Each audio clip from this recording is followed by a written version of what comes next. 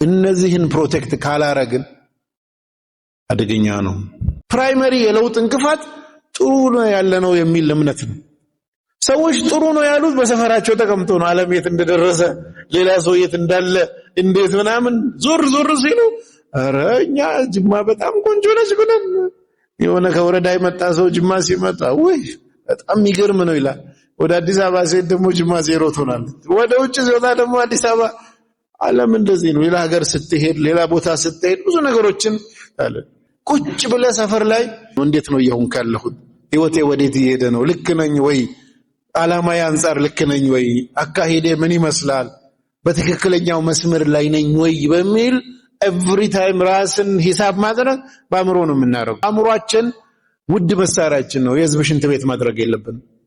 ብዙ ሰው አእምሮን የህዝብ ሽንት ቤት ያደረገ። ስለ ቼንጅ ማኔጅመንት ያጠኑ ሰዎች ሲገልጹ ዓለም ላይ ለውጥ ማምጣት ያልተቻለው 75% በላይ የዓለም ህዝብ በጣም ጥሩ አህዋል ላይ ነኝ ስላለ ነው። ሰዎች ብዙ ጊዜ ሙስሊሞች ሞኝ የሚሆኑት አእምሮአቸውን ካልተጠቀሙ ነው። አእምሮን የማይጠቀም ሰው መሸወዱ አይቀርም። በዚህ ዘመን ሶሻል ሚዲያ ውሰዱ ምናምን ውሰዱ በሰው ዘንድ እየተጫወቱ ያሉ አካላት ምንድነው የሚሰሩት ስትል በቀስ ብለው አንተን ስራህን መቆጣጠር ፈለጉ። ስራህን ለመቆጣጠር አንተን መቆጣጠር አለባቸው። አንተን ለመቆጣጠር እምነትህን መቆጣጠር፣ አስተሳሰብን መቆጣጠር አለባቸው። አስተሳሰብን ለመቆጣጠር ስታስብ ግብአት የምታረገውን መረጃ መቆጣጠር አለባቸው። ግብአት የምታረገውን መረጃ ለመቆጣጠር አይንና ጆሮህን ኮንትሮል ማድረግ አለባቸው። አይንና ጆሮህን ለመቆጣጠር የምትከታተለውን ሚዲያ መቆጣጠር አለባቸው። የምትከታተለውን ሚዲያ ኮንትሮል አድርገው የሆነ አካል ተከታይ ያደረጉ ማለት ከዛ በኋላ ብሎ እንደዚህ ሽንት ቤት ይገባል። 50% ወደ አእምሮአችን የገቡ ነገሮች መግቢያ መንገዱ አይን ነው። 30% አካባቢ ጆሮ ነው። ትልቁ ያለን መሰረታዊ መሳሪያችን እሱ ነው። እንጠየቅበታለን። እንዴት እያስተናገድነው ነው? እንዴት እየተጠቀምነው ነው? እንዴት ፕሮቴክት እያደረግን ነው? ሲጠይቁ እኔ ደግሞ ስለ ሸርሸር ነገር ነበር የምጠይቀው ይላል። ለምን ሲባል ሙስሊሞች እዛ ውስጥ እንዳይወድቁ ትራፕ ውስጥ እንዳይገቡ እንዳይበሉ ለመጠበቅ ስላል ህፃናቶች ለአቅመ አዳም ወር ሔዋን እስኪደርሱ የተኛ ሰው ከእንቅልፍ እስኪነቃ ያበደ ሰው እስኪድን ድረስ ተጠያቂነት የለበትም። በመንገዳችን ላይ በዲናችን ላይ በሀገራችን ላይ በአህዋላችን ላይ በስራችን ላይ በትምህርታችን ላይ በሁሉም ነገር አእምሮ በጣም ወሳኝ ነው። ሰው ነው እንደሚሸት የሚነግረን እንጂ እዚህ ጎረቤት ያለ አይነግረንም ማለት ነው። ወይ ማስቲካ አኝከን ለወጥ ብሎ ሲመለስ የሆነች ቅጽበት ያህል ብልጭ ብላ ትመጣለች እንጂ በቋሚነት አይሰራም። ጆሮን ውሰዱ፣ እንደ ዲሽ እንደዚህ ቆሟል። ግን የሚስበው ከየት ነው? የውጭውን ነው፣ ወደ ውስጥ አይሰራም። ውስጥ እኮ ልብ ይመታል፣ የተለያየ ድምፅ አለ፣ አይሰራም። አሁን ካሜራ መጣ፣ ፎቶግራፍ መጣ፣ መስታወት መጣ። ድሮ በቃ አይን አለ። እንግዲህ ራሱን አንድ ቀን ሳይ ምናልባት ገጠር አካባቢ ወንዝ ጋር ሄደ ሰው ወንዝ ላይ ጥላውን ሊያይ ይችላል እንጂ የለም።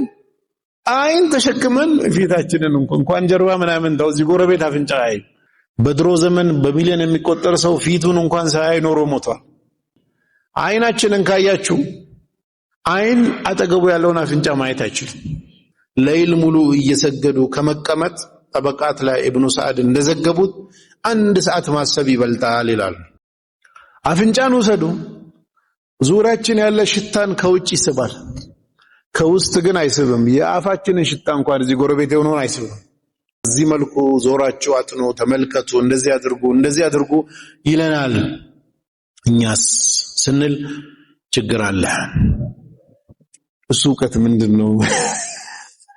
የሰው ልጅ ዘንድ ጂኖች ጋር ተፎካክሮ ሰው ካሸነፈ እኛ ዘንድ ያልደረሰ ብዙ ዕውቀት አለ ማለት ነው።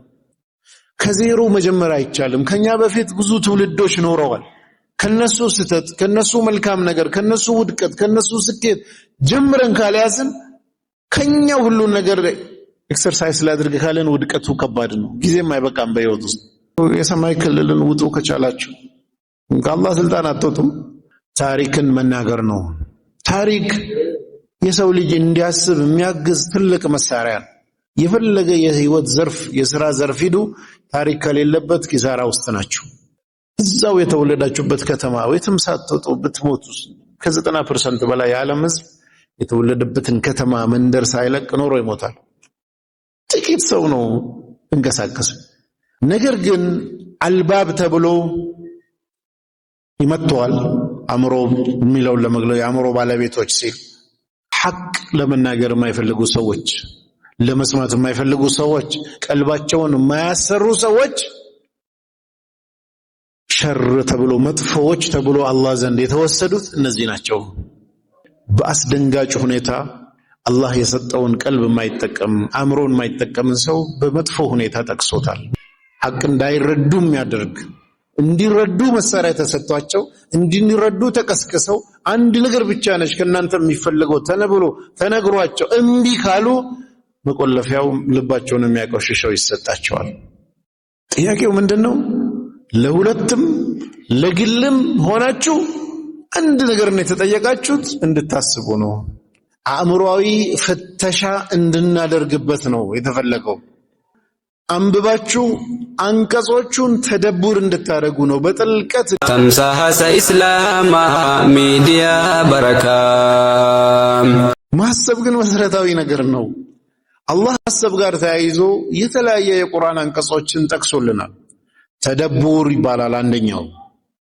ይሄ ቁርአን እጃችን ላይ ያለው የሃይማኖታችን መመሪያ የሆነው መጽሐፍ ወደኛ የወረደበት ዓላማው አንብበነው በጥልቀት እንድንመረምረው ነው። ተደቡር እንድናረግ ነው።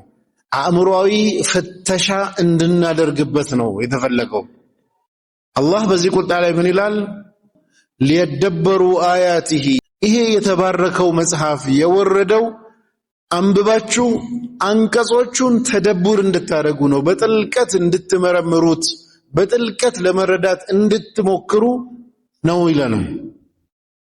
ሊየደበሩ አያቲሂ አንቀጾቹን ተደቡር ልታደርጉ፣ ወሊየዘከረ የአእምሮ ባለቤቶች የሆኑ ሰዎች ሊማሩበት፣ ሊያስታውሱ፣ ሊገሰጹበት እዚህ ውስጥ ካለው ነገር ይለናል። አሁን የቁርአን መሰረታዊ የተላከበት ተልእኮ ተደቡር እንድናደርግ ነው። በሌላ የቁርአን አያ ላይ አላህ ሱብሓነሁ ወተዓላ ጥያቄ ይጠይቀናል። አፈላ የተደበሩነ አልቁርአነ አም አላ ቁሉቢን አቅፋሉሃ። ቁርአንን በጥልቀት አንብበው አይመረምሩም ወይ? ተደቡር አያረጉም ወይ?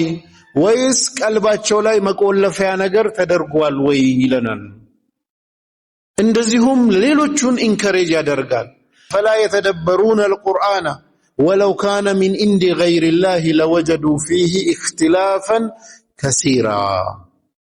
ቁርአንን በጥልቀት አንብበው አይመረምሩም ወይ?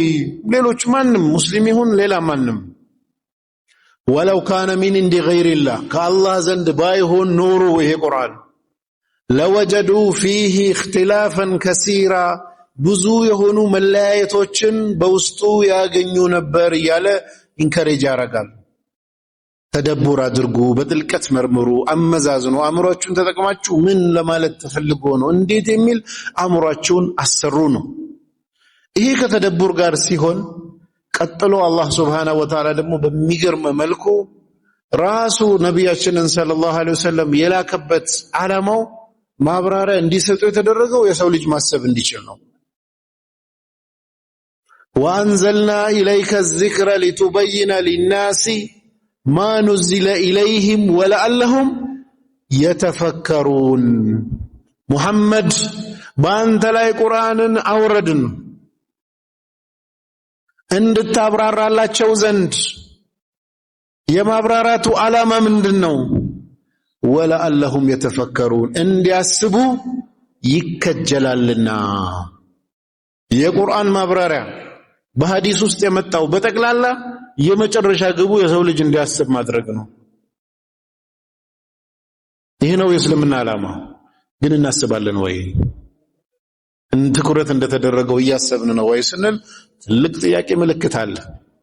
አላህ በዚህም አያቆምም። ሰዎች ይሄ ተደቡር እንዲደረግ እንደዚሁም ሰው እንዲያስብ ለማነሳሳት የመጣውን ቁርአን በትክክል አንብበው ትኩረት ሰጥተው ቦታ አልሰጥም ሲሉ የአላህ መልእክተኛ በጣም ተጨነቁ ለአላህ አቤቱታ አሰሙ አላህ ይሄን አቤቱታቸውን ዱዓቸውን ቁርአን ውስጥ ኮት አድርጎ አመጣልን በጥቅስ መልኩ وقال الرسول መልእክተኛው አለ ያ ረቢ ጌታዬ ሆይ ኢነ ቀውሚ ህዝቦቼ اتخذوا አድርገው ያዙ هذا القرآن مهجورا ሀጅር የተደረገ ቦይኮት የተደረገ ችላ የተባለ አድርገው ያዙብኝ ብለዋል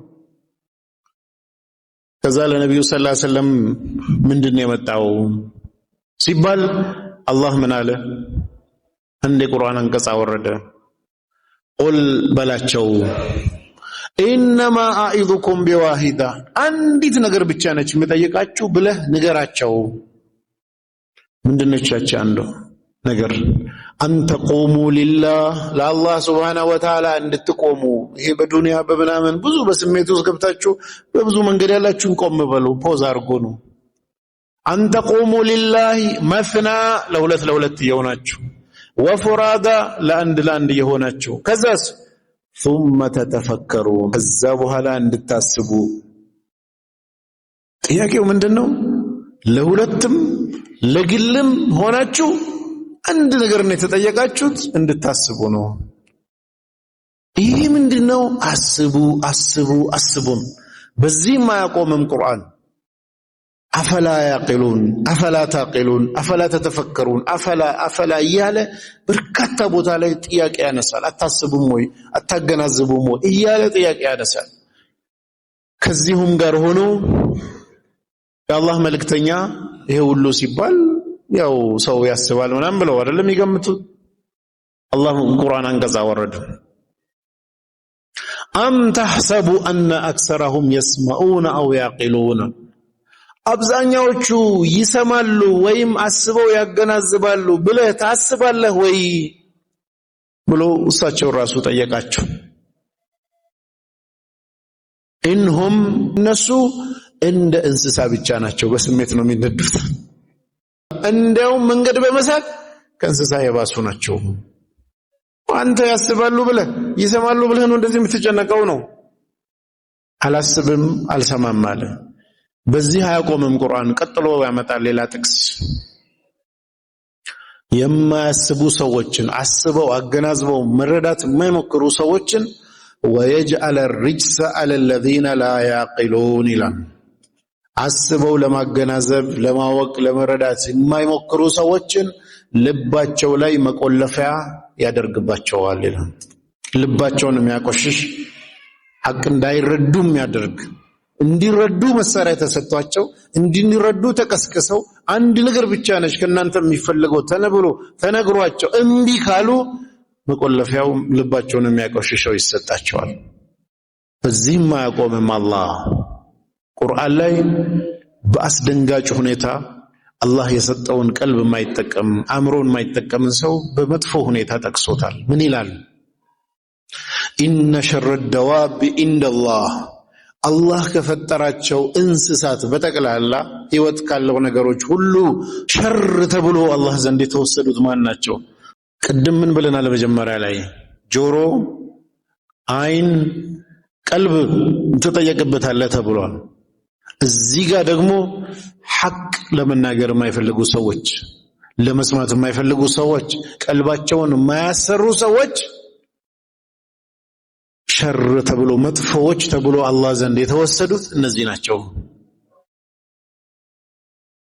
ምንድነው ይሄ ሁሉ ሲባል የሰው ልጅ ሰው የሚሆነው ማሰብ ሲችል ነው የሰው ልጅ አላህ በሚፈልገው መልኩ የሚገኘው ማሰብ ሲችል ነው ቀልቡን ማሰራት ሲችል ነው ጆሮውን ማሰራት ሲችል ነው አይኑን ማሰራት ሲችል ነው ይሄን ማሰራት ካልቻለ መጨረሻው ውድቀት ነው ጀሃነም ነው ለዚህ ነው አላህ Subhanahu Wa Ta'ala ቁርአን ላይ ولقد ذرأنا لجهنم كثيرا من الجن والإنس لجهنم የሆኑ ብዙ ሰዎችና ብዙ ጅኖችን አዘጋጅተናል ዘርተናል ይላል ምንድነው ጥፋታቸው لهم قلوب لا يفقهون بها ቀልብ ተሰጥቷቸው ተጠቅመው አያገናዝቡበትም አያውቁበትም ولهم أعين لا يبصرون بها አይን ተሰጥቷቸው አያዩበትም ወለሁም አዛኑን ላ የስመዑነ ቢሃ ጆሮ ተሰጥቷቸው አይሰሙበትም። ኡላኢከ ከልአንዓም እነዚህ ሰዎች እንደ እንስሳ ናቸው። በልሁም አደል እንዲያውም ከእንስሳ የባሱ ናቸው። ኡላኢከ ሁሙል ጋፊሉን እነዚህ ሰዎች ገፍላ ውስጥ ያሉ ሰዎች ናቸው። ጅንና ሰው ብዙ ምንድነው መገለጫው? ጀሃነም ለመግባቱ ሰበቡ ገፍላ ውስጥ ገባ። ምንድነው መገለጫው? ጆሮን አይጠቀምበትም፣ አይኑን አይጠቀምበትም፣ የተሰጠውን ቀልብ አይጠቀምበትም። ይህ ሁሉ ሰው ልጅ ይህን ካልተጠቀመ መጨረሻው ውድቀት ስለሆነ ማለት ነው። ቁርአን ትኩረት አድርጎ ሰው ይህን እንዲያሰራ ይቀሰቅሰናል። መጨረሻ ላይም ጀሃነም የሚገቡ ሰዎች ከሚቆጩበት ነገራቶች አንዱ ይሄው ራሱ ነው። ምን ይላሉ? ወቃሉ ይላሉ አሉ ለው ኩና ነስመው ምን ሰማ ቢሆን ኖሮ አው ነዕቂሉ አስበን ምናገናዘብ ብንሆን ኖሮ ማ ኩና ፊ አስሓብ ሰዒር የጀሃነም ሰው ባልሆንን ነበረ ይላሉ። ምንድነው የወደቁበት ቦታ? አልሰማሉ፣ አላገናዝባሉ አእምሮን ተጠቅመው። ይሄ መጨረሻ ጀሃነም አደረሳቸው። ይሄ ምንድነው ስንል ተጠቀሙበት መሳሪያ ሰጥቷቸዋል አላህ እያለ እየቀሰቀሰን ነው ያለው። ካልተጠቀምንበት አላህ የሰጠንን አእምሮአችንን፣ ቀልባችንን፣ የስሜት ህዋሳቶቻችንን ተጠቅመን ወደ እውነት ለመድረስ ወደ ትክክለኛው መስመር ለመገኘት በእያንዳንዱ የህይወት ጉዳይ አንድ እስልምናን መርጫሉ እንደሱ አይደለም ጉዳዩ። እስቲ ሆኖ የቱን الذين يستمعون القول فيتبعون احسن የትኛው ነው ቤስት? ብዙ ነገር ትሰማል። የቱ ነው ቤስቱ?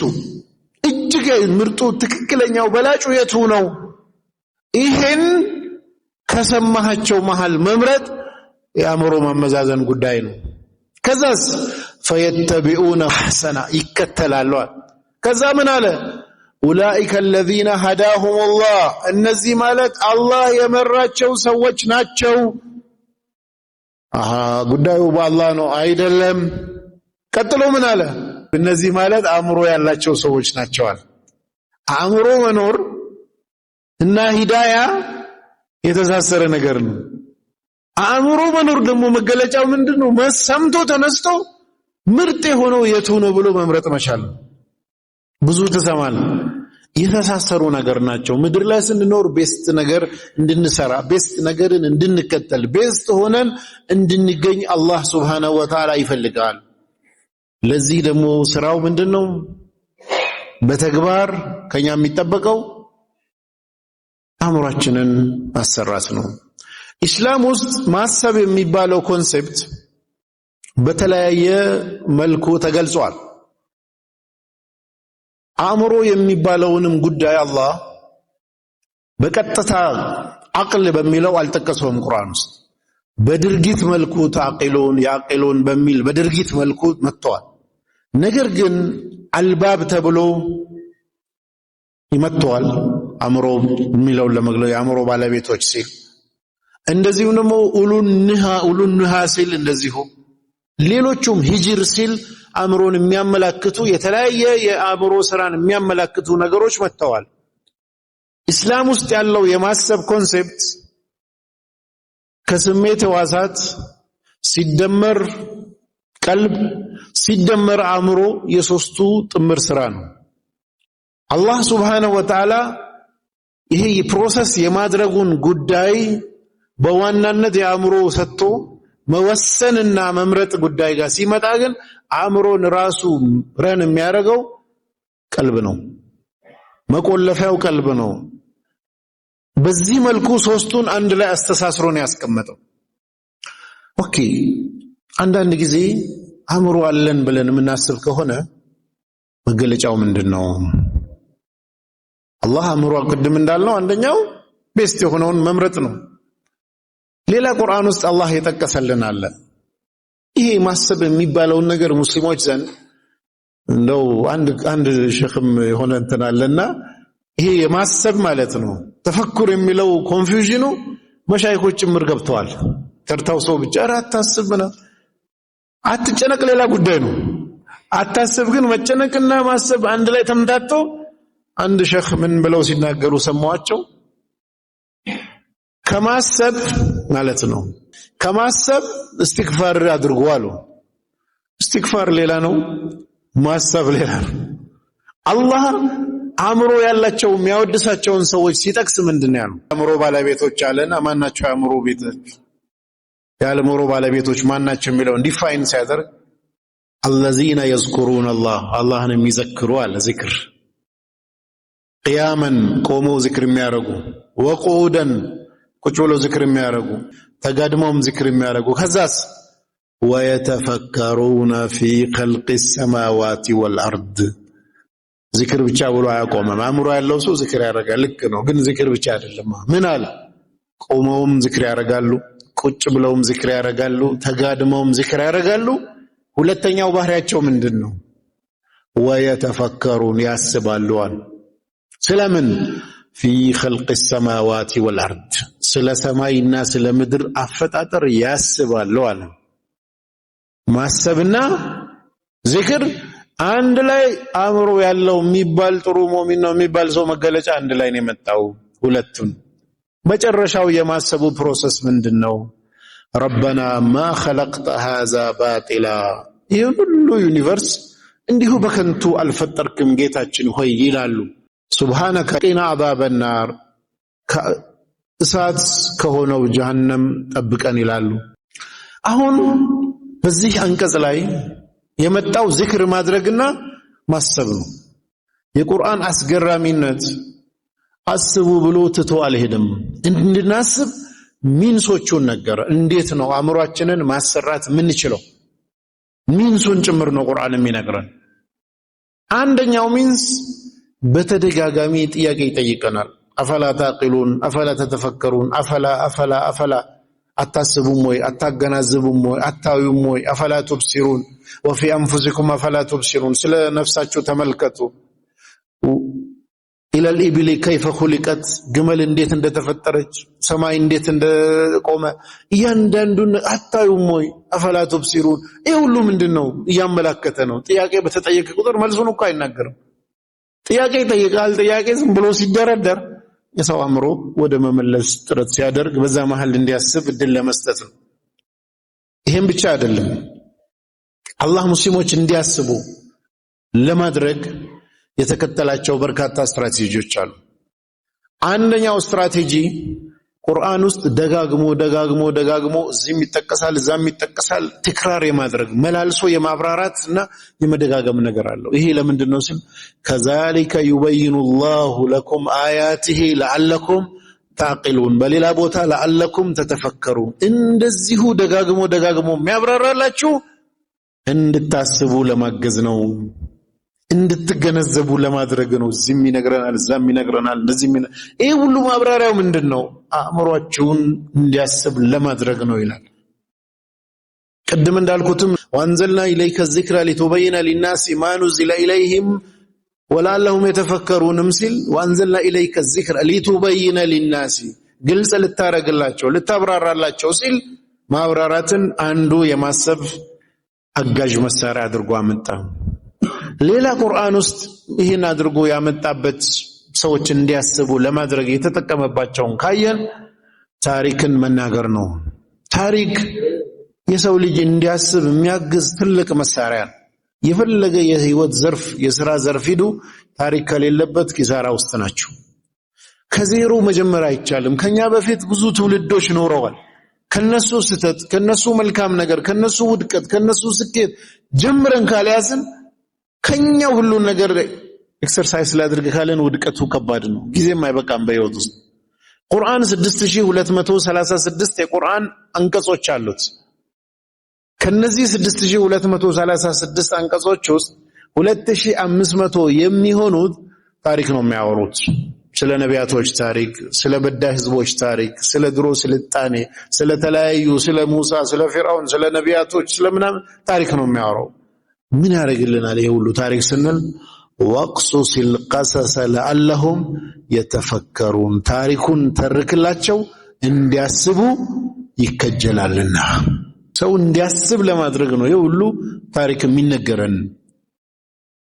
ቁርአኑ ስታዩ ከ2500 የቁርአን አንቀጾች ውስጥ ታሪክን ከያዙት መሃል 502ቱ የነቢ ሙሳ ታሪክ ነው። ቁርአን ውስጥ ከአጠቃላይ ቁርአን 7.5% ከአጠቃላይ ታሪኩ ውስጥ ደግሞ 20% አካባቢ የነቢ ሙሳ ታሪክ ነው። ነቢ ሙሳ አለይሂ ሰላም የሳቸው ታሪክ ውስጥ ብዙ አስገራሚ አስተማሪ ነገር አለ። እንደ ህዝብ በኒ እስራኤላውያን አስቸጋሪ ህዝብ አዛደረጓቸው። እንደ መሪ አምባገነኑን አነ ረብኩሙል አዕላ ያለውን ፍርዓውን ነው እንዲጋፈጡ የተላኩት። በዚህና በዚህ መሃል ብዙ ታሽተዋል፣ ብዙ ተፈትነዋል። ያ ሁሉ ተደጋግሞ የሚነገርን በተለያየ አንግል እንድናስብ ለማድረግ ነው። ህይወት ላይ ብዙ ቻሌንጅ ይገጥመናል።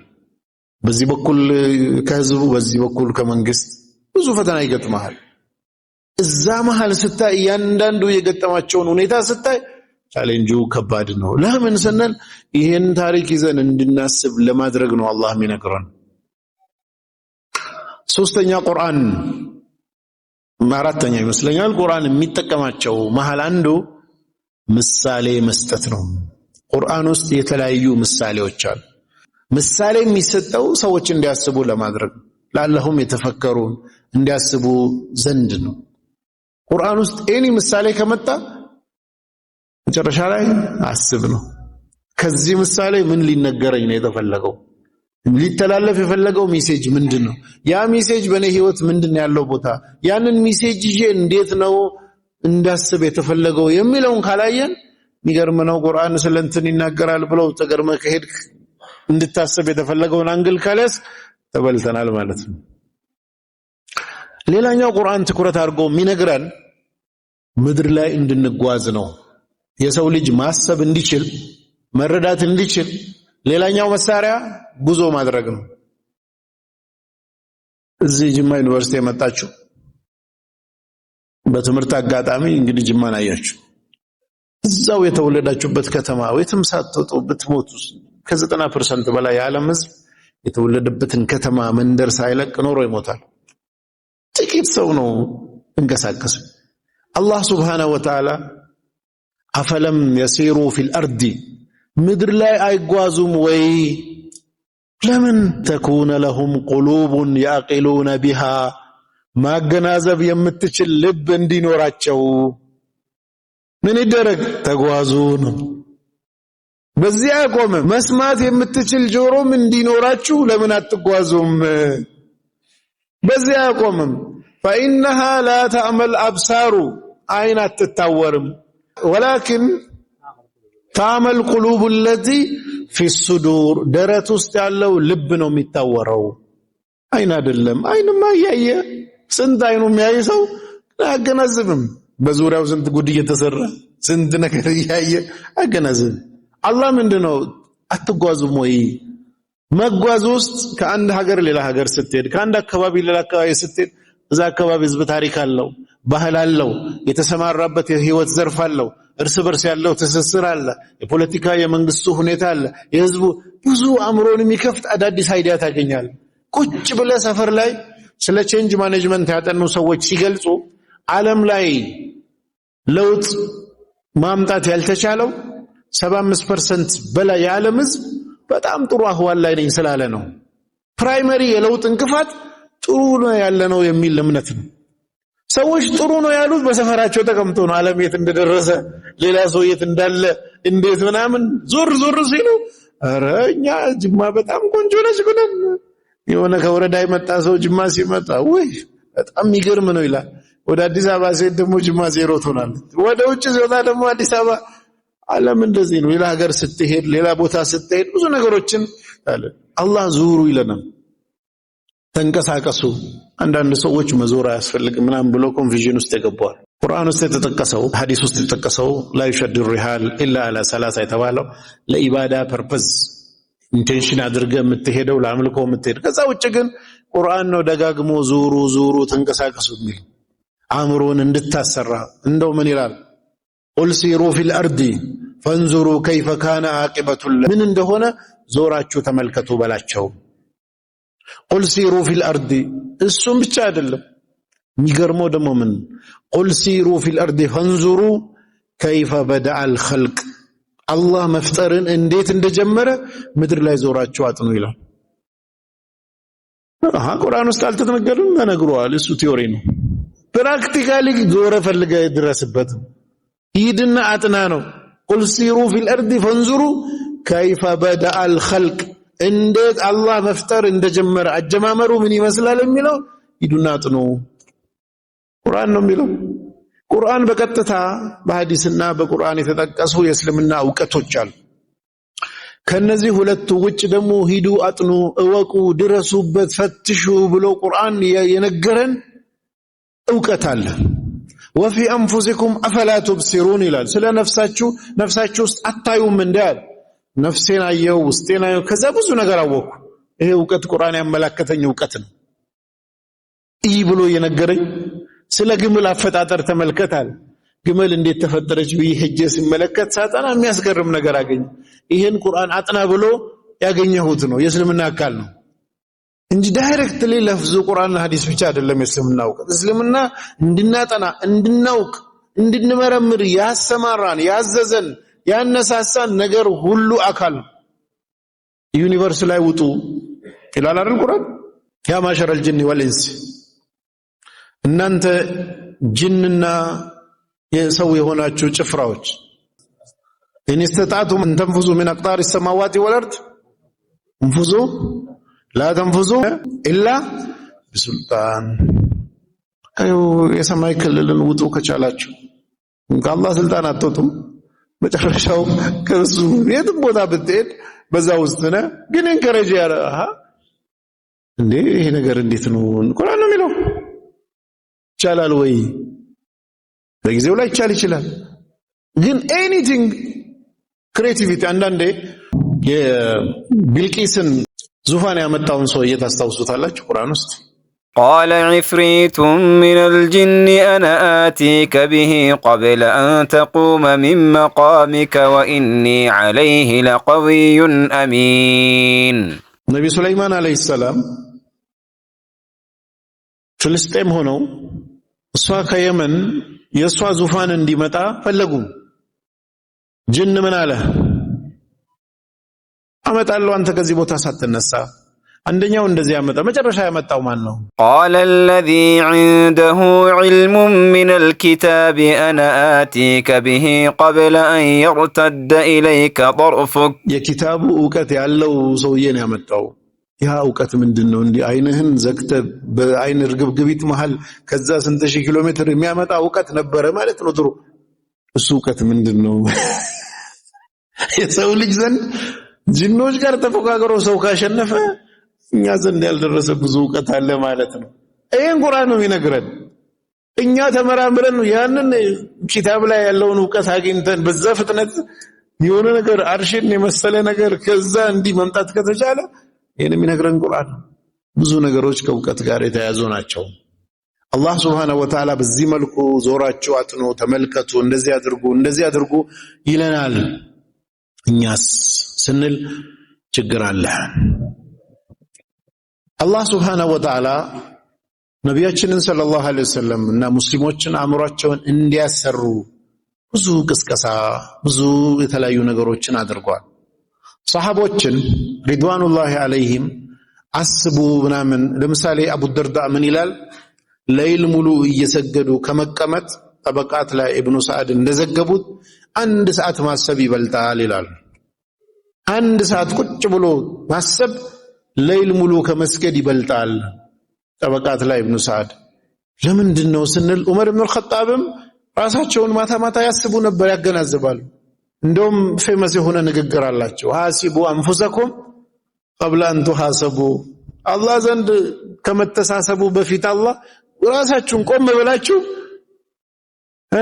ራሳችሁን ሂሳብ አድርጉ በምንድነው ሂሳብ የምናደርገው አእምሯችን እኮ ነው እንዴት ነው ይሁን ካለሁት ህይወቴ ወዴት ይሄደ ነው ልክ ነኝ ወይ አላማዬ አንፃር ልክ ነኝ ወይ አካሄዴ ምን ይመስላል በትክክለኛው መስመር ላይ ነኝ ወይ በሚል ኤቭሪ ታይም ራስን ሂሳብ ማድረግ በአእምሮ ነው የምናደርገው።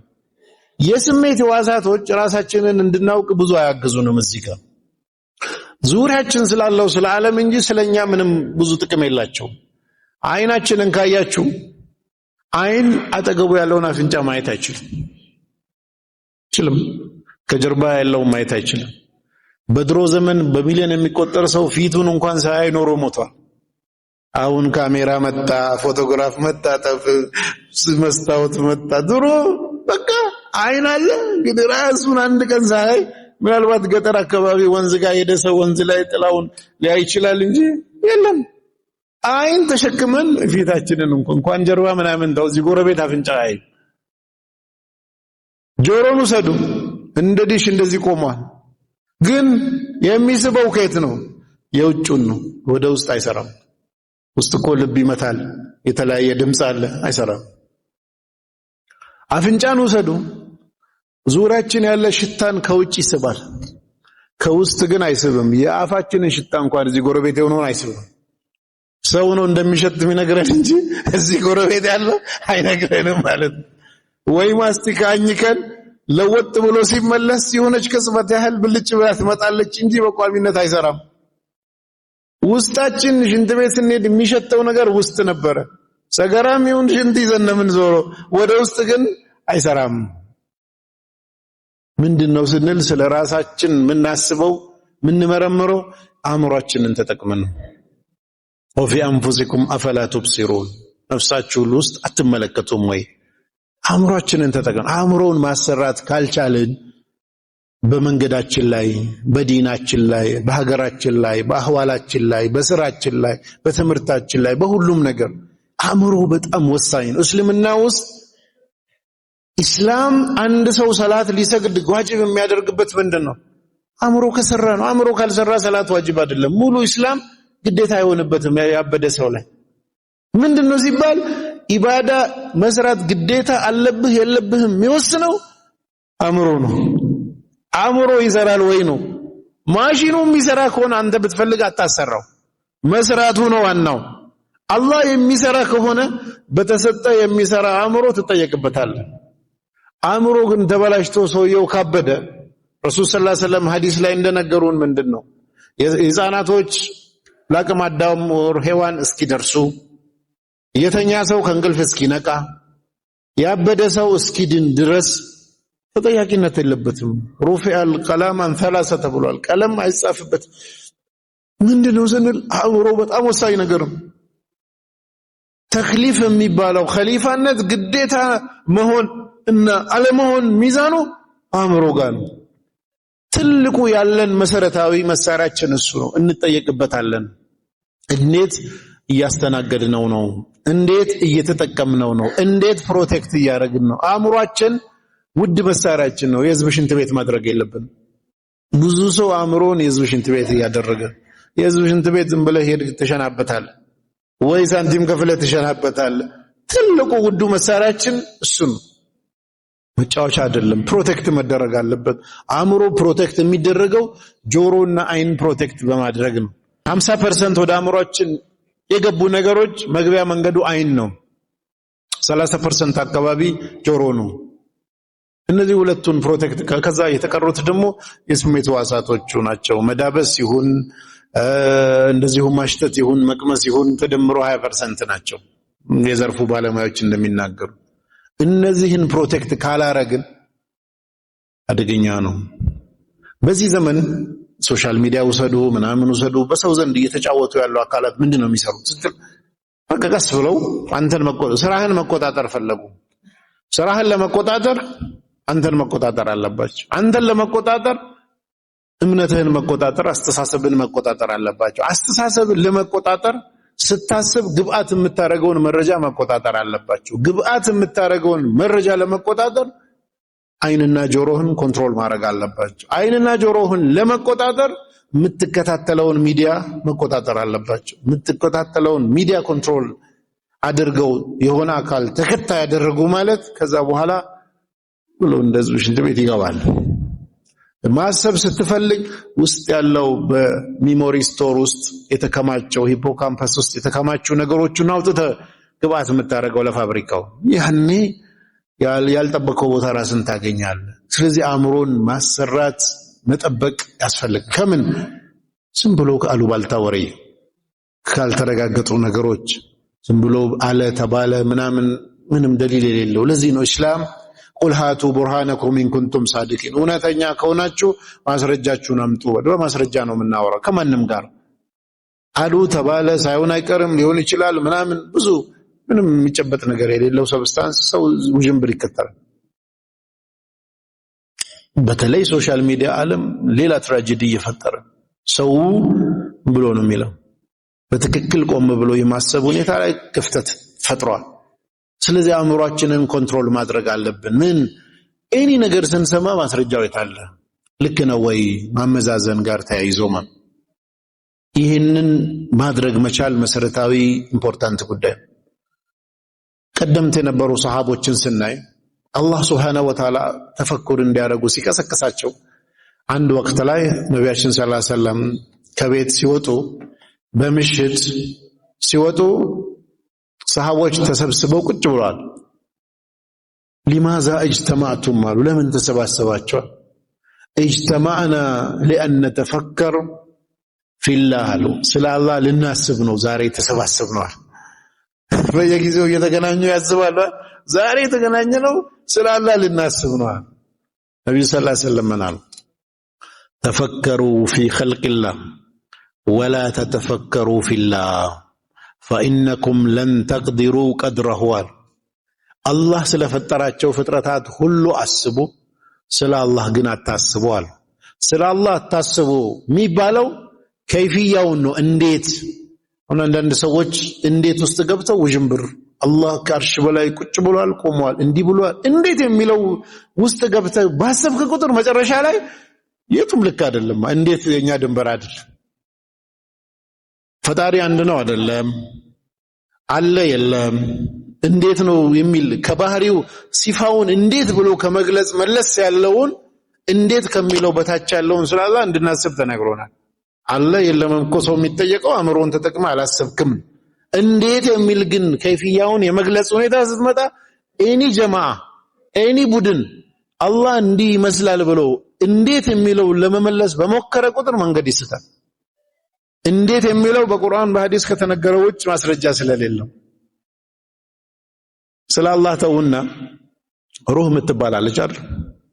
ሩህ ተስአሉነከ አኒ ሩህ ስለ ሩህ ይጠይቁሃል። ሩህ እንዴት ነች? ኢልሙሃ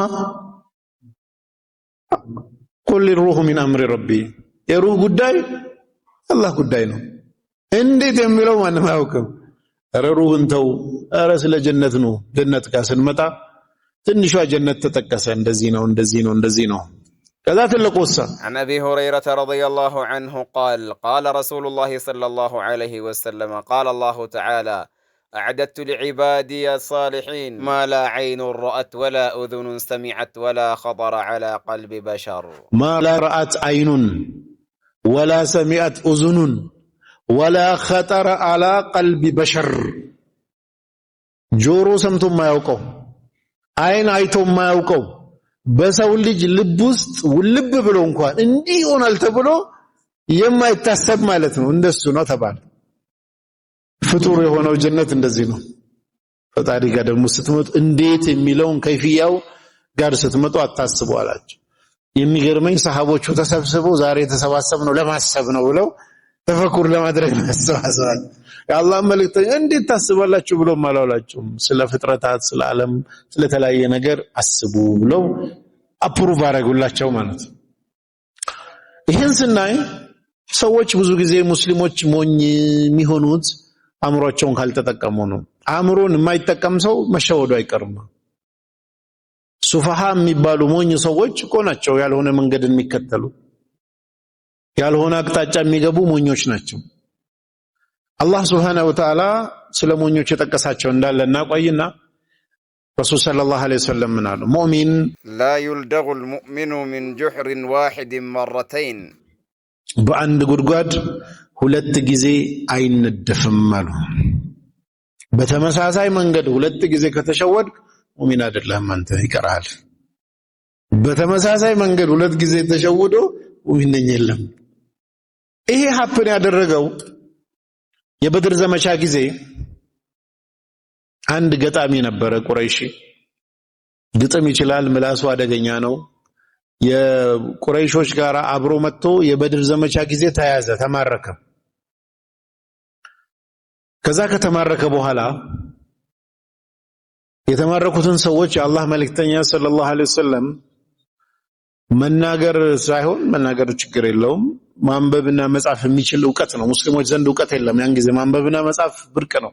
ኢብኑ ሰዓድ ጠበቃት ላይ እንደሚሉት መካ ውስጥ ረሱል ሰለላሁ ዐለይሂ ወሰለም ሲላኩ 15 ሰው ብቻ ነው ማንበብና መጻፍ የሚችል በጠቅላላ መካ ማለት።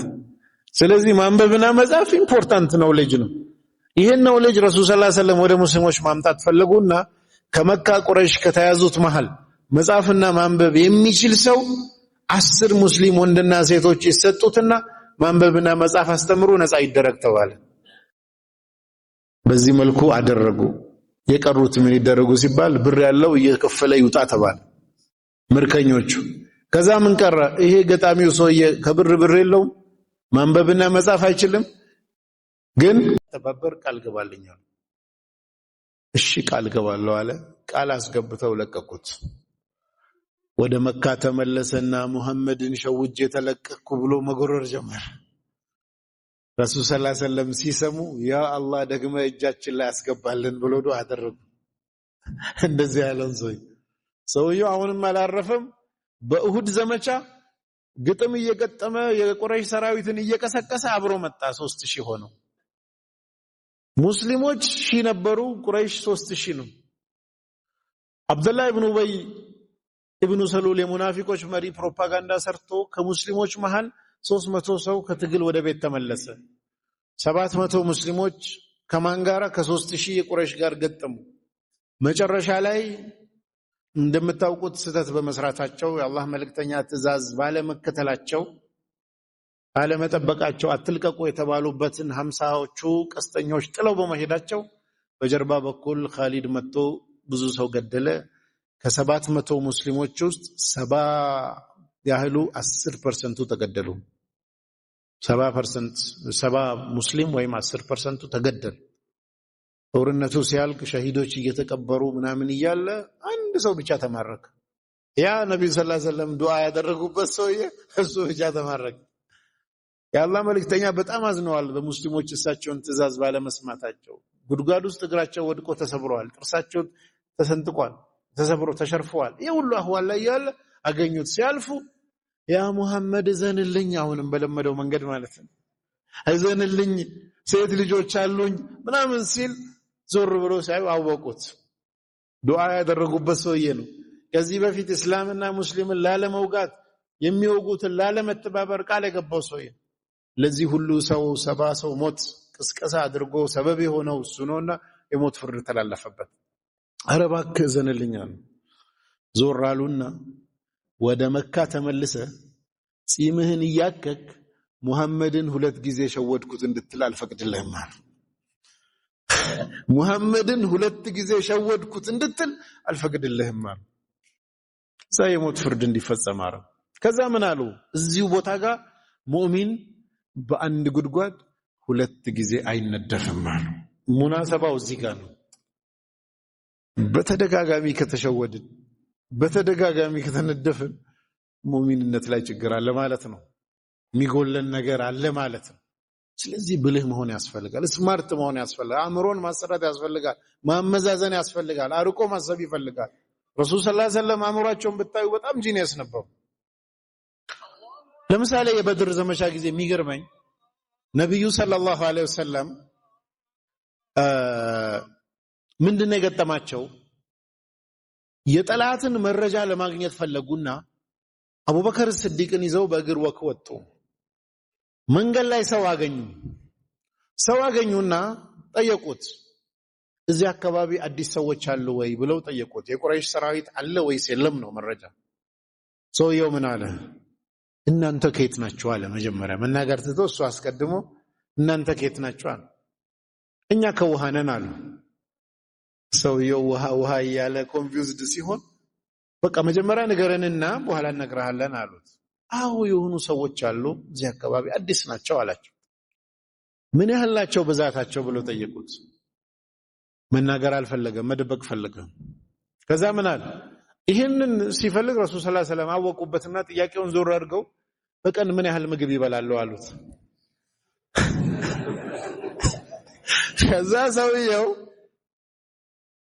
ከ9 እስከ 10 ግመል ያርዳሉ ቢበሉዋል። ኦኬ ወዲያው ካልኩሌሽን መስራት ጀመሩ ረሱል ሰለላሁ ዐለይሂ ወሰለም። በአቨሬጅ አንድ ግመል ለ100 ሰው ቢሆን 9 ግመል ከሆነ 900 ናቸው ማለት ነው አሉ። 10 ግመል ከሆነ ሲባዛ በ100 1000 ናቸው። ስለዚህ የመጣው ሰራዊት በ900 እና በ1000 መሃል ነው አሉ። እንደተባለው መጨረሻ ሺህ ሆነ ቁጥሩ ማለት ነው። አሁን ስማርት ሆኖ ቶሎ አእምሮን ማሰራት ይፈልጋል። ሰሃቦቻቸውን ብታዩ የስለላ ክፍል ኃላፊያቸው የነበረው ሁዘይፈቱል የማንን ስታዩ በጣም ጂኒየስ ሰሃባ ነው። ማይንዱ በጣም አደገኛ ሰሃባ ነው። ሙስሊሞች ላይ ጉዳት እንዳይደርስ ብሎ የመከላከል ማይንድ ሴት ነው ያለው። የአላህ መልእክተኛ ሰለላሁ ዐለይሂ ወሰለም ይላል ሰዎች ስለ ኸይር ነገር ሲጠይቁ እኔ ደግሞ ስለ ሸር ነገር ነበር የምጠይቀው ይላል። ለምን ሲባል ሙስሊሞች እዛ ውስጥ እንዳይወድቁ ትራፕ ውስጥ እንዳይገቡ እንዳይበሉ ለመጠበቅ ስላል። ይሄን ሰሃባ ስታዩ ሙስሊም ላይ ጉዳት እንዳይደርስ ብሎ የመከላከል አእምሮ ሴታፑ እንደዛ ነው። ነብዩ ሰለላሁ ዐለይሂ ወሰለም የኸንደቅ ዘመቻ ጊዜ ነው አሉትና የታለ ሁዘይፋ ብለው ጠየቁ። ሁዘይፋ ብርድ ነው ብሎ ቁጥጥ ብሎ ተቀምጦ ነበርና አሉት። ከዛ ሂድና ጠላት መሃል ገብተ መረጃ ይዘና አሉት። አሁን ቀርፋፋ አእምሮ ያለው ሰው ወዲያው ስማርት ዲሲሽን የማይወስን ሰው ቢሄድ ጉድ ነው የሚያረግ። ከዛ ላኩት። እንዴት ምናምን ዲቴሉን የራሱ ስራ ነው። ቀስ ብሎ ተመሳስሎ ሹራቸው መሃል ገባ እና አቡ ሱፊያን እየመከሩ ነው። አቡ ሱፊያንም ከባድ ሰው ነውና እዚህኔ እኮ መሐመድ ሰላይ ልኮብን ይሆናል እስቲ ዙሪያችሁን ቼክ አድርጉ ብሎ አዘዘ። አሁን ሊያዝ ነው አይደለም? ምን ስማርት ሰሃባን ወዲያው ፈጠናለና በቀኝ በኩል ያለውን ማን አንተ ብሎ ጠየቀ። እኔ እገሌ ነኝ አለ። ወደ ግራ ዞርና አንተስ ማን ነህ አለ። እኔ እገሌ ነኝ። እሱን ማንንም ሳይጠይቅ ቀረ። ከዛ መረጃ አምጥቶ ለአላህ መልእክተኛ እንዲህ ያሰቡ ነው ብሎ ነገር ምን ይላል? የተሰጠኝ ሚሽን መረጃ አምጣ ባይሆን ኖሮ አቡ ሱፊያንን ለማጥቃት ለመግደል የምችልበት ቅርበት ላይ ነበር። የተሰጠኝ ሚሽን ግን መረጃ አምጣ ነው። ፈጣን ውሳኔ በመወሰኑ ከችግር አመለጠ። ሙስሊሞች ድል ላይም ኮንትሪቢዩት አደረገ። አእምሯቸው ላይ ስናይ እንዴት ፈጠን ብሎ አመዛዝነው ይለስጥል ማይንዳቸው ማሰራት ይፈልጋል። ለዚህ ዑመር ኢብኑ ኸጣብ ምን ይላል? ለስቱ ኺበን እኔ አታላይ አጭበርባሪ አይደለሁም። ወላ يخدعني الخب እኔ ነኝ ያለ አታላይ ግን አያታልለኝም ይላል ዑመር። እኔ አታላይ አይደለሁም፣ እኔ ነኝ ያለ አታላይ ግን አያታልለኝም። ለምን? ሰው እኮ ባላሰብከው መንገድ ነው አታለው የሚያመልጠው። ሁሉም መንገድ ማለት ነው ማየት ይችላል። ጥንቃቄያቸው ዑመር ኢብኑ ኸጣብ አንድ ጊዜ ኸሊፋ ሆነው ዳኝነት ላይ ያሉ አንድ ወንጀል ሰራ ተብሎ አንድ ሰው አቃቢ ከሰሰው። ከዛ ምስክር ሲመጣ ምስክሮቹ ታማኝ ናቸው ወይስ ታማኝ አይደሉም የሚል ጥያቄ መጣ። ለምስክሮቹ ታማኝ ለመሆናቸው ምስክር ሌላ አምጡ አለ። ዝም ብሎ የመጣው ምስክር አክሴፕት አድርገው አይሄዱም። ትክክል ለመሆኑ ምስክሮቹ ትክክል ለመሆናቸው ሌላ ምስክር አምጧል። መጡ። አንደኛው ገባ። ዑመር ጠየቁ መጀመሪያው ምስክር ይሄን ሰው ታውቀዋለህ ወይ? አዎ አውቀዋለሁ አለ። ጎረቤት ሆነ አብረህ ኖረዋል ወይ? አልኖርኩም። በብር ጉዳይ አብራችሁ ሰርታችኋል ወይ? አልሰራሁም። መንገድ አብራችሁ ተጉዛችኋል ወይ? አልተጓዝኩም። አይ አታውቀውም ማለት ነው ብለው ውድቅ አደረጉ ምስክሩን ማለት ነው። በብር ጉዳይ ካላገኘኸው፣ ጎረቤት ሆኖ ካላየኸው፣ ወይ መንገድ አብረህ ካልሄድ ያንተ ምስክርነት በቂ አይደለም ሰውየው ላይ ወንጀል ለማስፈረድ ማለት ነው። ጥንቃቄ በጣም ያደርጉ ነበር። ረሱል ሰለላሁ ዐለይሂ ወሰለም ስናይ በተለይ አርቆ በማሰብ ስትራቴጂ ጋር በተያያዘ ጊዜ ስለሌለን እንጂ በጣም ጂኒየስ የሆኑ ክላሲካል የሆኑ የስትራቴጂክ መጽሐፍ ላይ ምሳሌ የሚሆኑ ብዙ ታሪኮች አሉ። ሀያቱ ሰሃባ ላይ የተነገረን መንገድ ከስትራቴጂ አንግል ድክመት አለበት። ለምሳሌ እንዴት ነው ሂጅራ ያደረጉት ስንል ዲቴይሉን ከፕላኒንግ ፐርስፔክቲቭ ስናየው በጣም ቀድሞ የታሰበበት የድርድር ቴክኒካቸውን የሁደይቢያን ስምምነት ብታዩ والله የሚገርም ነው ያለው ውስጥ ሐታ ሰሃቦች መረዳት አቅቷቸው እስኪቸገሩ ድረስ ማለት ነው። እሳቸው የሚያስቡት ሌላ ሰሃቦች የሚያስቡት አልተገጣጠመም። ፈትህ መካ ላይ ሄደው እንዴት ድል እንዳደረጉ ስታዩ ፕላኒንጉ በጣም ስማርት እና ስትራቴጂክ ፕላኒንግን መሰረት ያደረገ ነው። ለማንኛውም አእምሮአችንን ተጠቅመን ነገሮችን አርቀን አይተን መሄድ እስካልቻልን ድረስ ቅድም እንዳልኳችሁ መለኪያው የአእምሮ ባለቤት ነን ማለት ስማርት ዲሲሽን መወሰን ስንችል ነው። الذين يستمعون القول فيتبعون احسنه اولئك الذين هداهم الله واولئك اولو الالباب ሚለን አእምሮ አለን ተብሎ መወሰኛው ማረጋገጫው ምንድነው? ከምንሰማቸው ኤኒቲንግ ውስጥ ብዙ ነገር ሊባል ይችላል። ከዛ ውስጥ ምርጥ የሆነው የቱ ነው? በጣም ምርጥ የሆነው የቱ ነው የሚለውን ማየትና መምረጥ መቻል ነው። ለመምረጥ ደግሞ አእምሮ ማመዛዘን፣ ማሰብ፣ በጥልቀት ማየት ስራ አለበት። አይተን አውቀን መቆም አይደለም። መስማትን ብሎ ጃምፕ አድርጎ መከተልን አረገ። መሃል ላይ መምረጥ የሚባለው አለ፣ ማመዛዘን የሚባለው አለ። ይሄን ያደረጉ ሰዎች ላይ ከሃዳሁሙላህ አላህ የመራቸው ሰዎች እነዚህ ናቸው። የአላህ ሂዳያ ብቻ ሳይሆን እንደገና ላይ ምንድነው ያለው? ኡላኢከ ኡሉል አልባብ የአእምሮ ባለቤቶች ማለት እንደዚህ ናቸው። የአእምሮ ባለቤትነት የሚረጋገጠው ምስክርነቱ ኤኒቲንግ ላይ ስማርት ነገር ላይ ነው ያለነው ወይ? በቃ አህሰን ላይ ነው ቤስት ነገር ላይ ነው ያለነው ወይ? ቤስት ነገር ላይ ከሌለን በፈለጋችሁት ፊልድ ችግር አለ ማሰብ ላይ ማለት ነው። አላህም ከኛ የሚፈልገው እያሻሻልን እንድንሄድ ነው። ዱንያ ላይ ህይወትና ሞት የተፈጠረው ለፈተና ነው ብለን ቅድም አንስተናል። ፈተናው ደግሞ በልጦ መገኘት ነው። በልጦ መገኘት ደግሞ ዝም ብሎ መብለጥ ሳይሆን አህሰን ቤስት የሆነውን ሱፐርላቲቭ ፎርማት ነው የተጠቀመው። አህሰንን እንጂ መልካም ስራ መስራት አይደለም።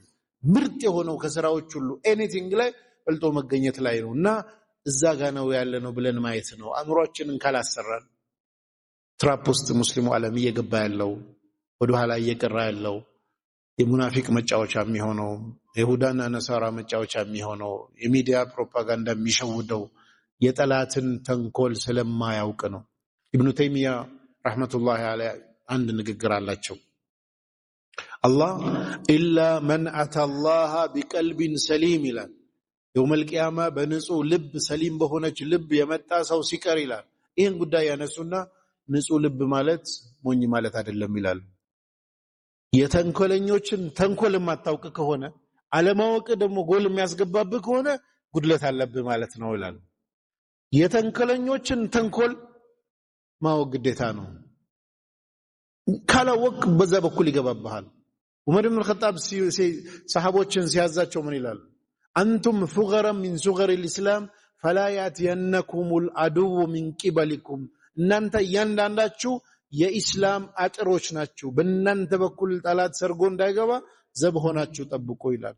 አንተ ተሸውደ ከገባ መስሎ ምናምን ጋር በአንተ በኩል ተበልተዋል ማለት ነው። ስለዚህ ምንድነው የተንኮለኞችን ኢብኑ ተይሚያ በዚህ ንግግራቸው ምን ይላል?